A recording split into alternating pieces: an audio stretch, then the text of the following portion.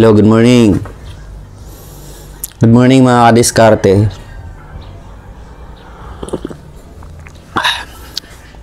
Ang iniinom ko po ngayon ay malunggay tea. Yan. Yan o, malunggay tea yan. So, healthy po. So, ano naman po ang pag-usapan natin ngayon? Good morning nga pala sa mga kababayan natin. Lalo na sa mga supporter natin, solid supporter ng ating pinopromote dito sa Facebook at sa YouTube. Sa mga subscribers ko rin sa YouTube, maraming salamat po. At sa mga followers din dito sa Facebook, sa Sinong Rice Mill Machines, VSC Agricultural Machineries, sa Madiskarteng Pinoy with Ian Canillas. Yan ho. Paki-follow na rin po ang aking Facebook account na Ian Arcas Canillas. Ayan, good morning, good morning, good morning. So, this morning,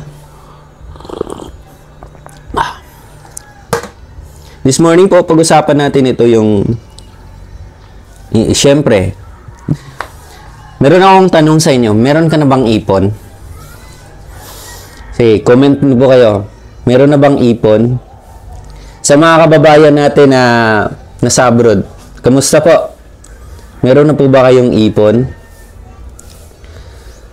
Sabi nga ni Sir Chinkitan, ang pag-iipon po ay mahalaga po.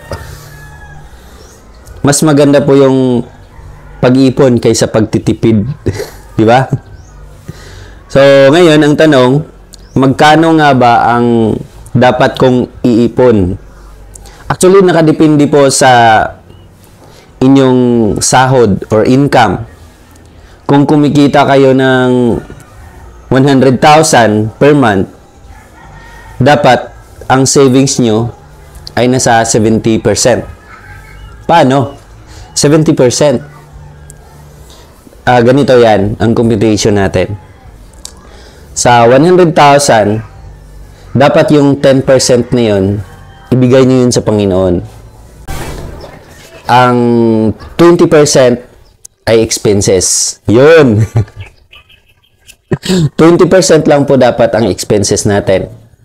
The rest is savings. Yan po. Ay, sobra namang ano yun. Bakit sobrang laki naman yung savings? Dito papasok yung tinatawag nating emergency fund. Right. Bakit kailangan natin mag-savings? Alam mo sa akin po, kahit nagtatrabaho ako, meron akong kita. Maliban po sa ibinibigay natin sa Panginoon, dapat meron din po tayong savings.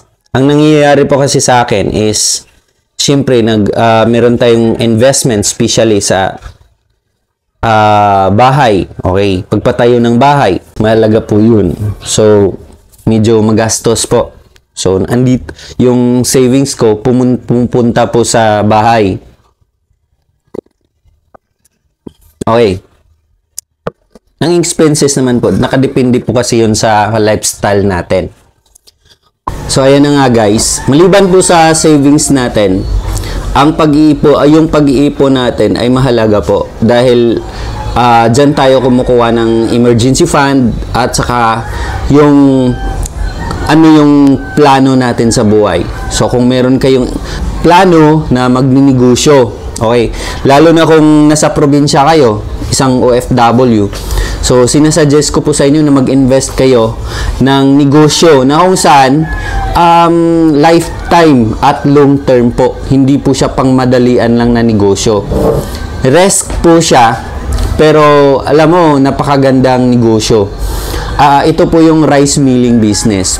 So, ang rice milling business ay isa sa pinaka-recommended natin na negosyo dito sa Pilipinas. Lalo na sa panahon ngayon na ang bigas, lalong tumataas ang presyo ng bigas. Paano natin masolusyonan itong pagtaas ng presyo ng mga bigas? Una po, dahil umaangkat po tayo ng mga imported na bigas. Mostly, kahit na ako, bumibili ng mga imported na bigas. sa pagkain natin araw-araw, mas pinipili natin yung magandang klasing bigas tulad ng Hasmin, ano pa ba? Maraming sampaguita, 'di ba? Maraming good quality ng mga bigas galing sa Thailand, Vietnam, 'di ba? Malaysia, Singapore, Taiwan. Wala namang anong Singapore. Galing sa Japan, Korea, 'di ba? So, doon tayo kumukuha. Bakit hindi natin tulungan yung mga local farmers natin na suportahan natin sila? Kung hindi naman, kung tumutulong ang government natin, sana po matulungan rin po yung mga local farmers natin na masubsidize yung farming nila, lalo na sa pagtatanim ng palay. So, tumataas po kasi ang presyo. Dati makakabili lang tayo ng 30 pesos per kilo na bigas. Yun yung naaabutan ko eh. Hindi ko yun naabutan yung nasa 20 pesos per kilo na bigas. Hindi ko lang alam. 20. Nakabili ba tayo ng 20? Parang wala eh.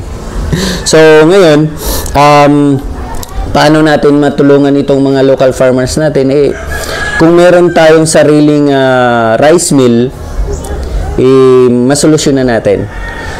Ang problema ngayon, marami pong lumalabas na mga rice mill.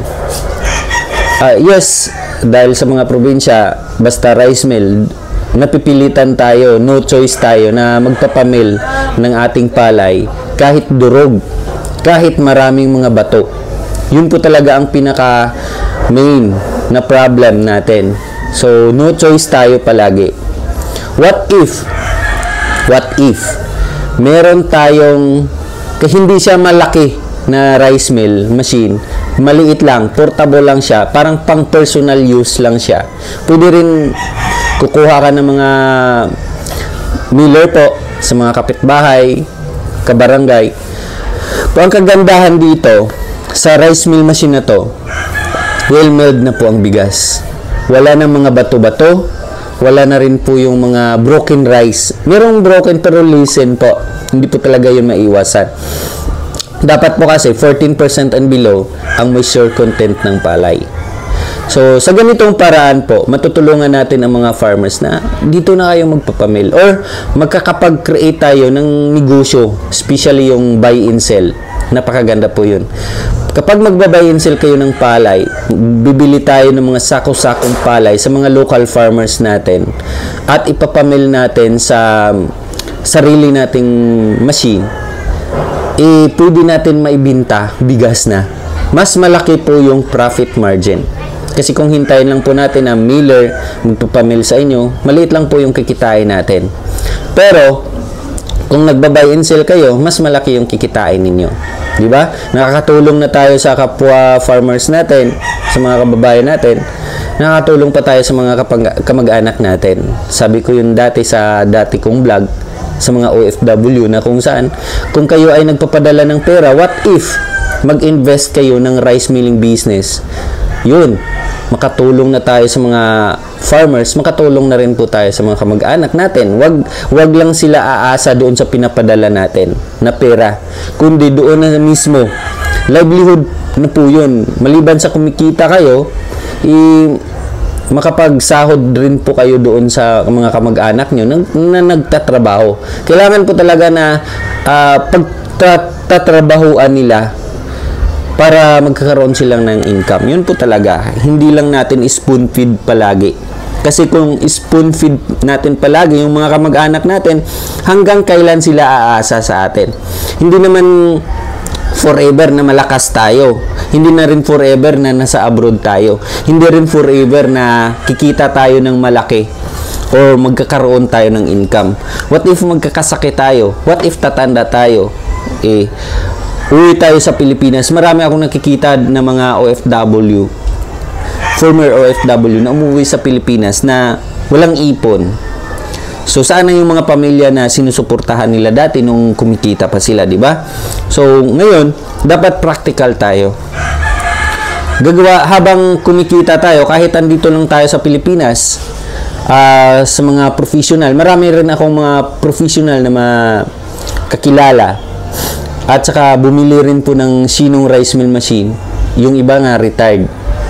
So wag na po nating hintayin na mag-retire tayo para magnegosyo.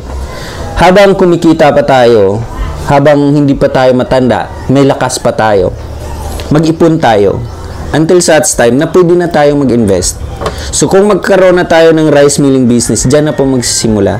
Natural lang po yung expenses. Oh yes po. Sa negosyo, wala pong tayong nakikita na walang expenses. Meron po talaga. That's why meron tayong tinatawag na ROI eh. Diba? Ano ba yung ROI? Return of investment. Every investment merong ano po, babalik sa inyo yung investment nyo. So, ini-encourage ko po kayo na bumili ng Shinong rice mill machine dahil napakaganda po ang Shinong rice mill machine na gawa mula sa South Korea. Ang Shinong na portable rice mill machine, 300 to 350 kilograms per hour lang po ang kanyang capacity. Pero napakaganda po ang quality ng bigas. Well milled na po. Di kuryente lang po ito. Hindi na kailangan ng 3-phase transformer. Naka-built-in na po ang electric motor sa machine na ito. Naka-built-in rin po ang distoner. Na kung saan isiniseparate yung mga bato. Diba? Maliit man or malaki. Meron na rin po tayong palay pre-cleaner na made in South Korea. Ito yung sa SN 300C na model. Maganda po dahil maliit lang po yung lagayan ng palay. Mababa lang po yung lagayan ng palay at mas matipid po siya sa kuryente. Hindi po aabot ng 3 kilowatts yung consumption ng kuryente dito. So, napakaganda po. Madali lang po siyang i-operate. Plug and play lang po siya. Ang kagandahan dito, during installation, meron po tayong technician na pupunta sa inyo para mag-install, mag-demo at mag-conduct ng training. So, ibig sabihin, matuturo po sa inyo lahat kung paano mag-operate. Madali lang po siyang i-operate. Kahit bata, babae, pwedeng mag-operate dito.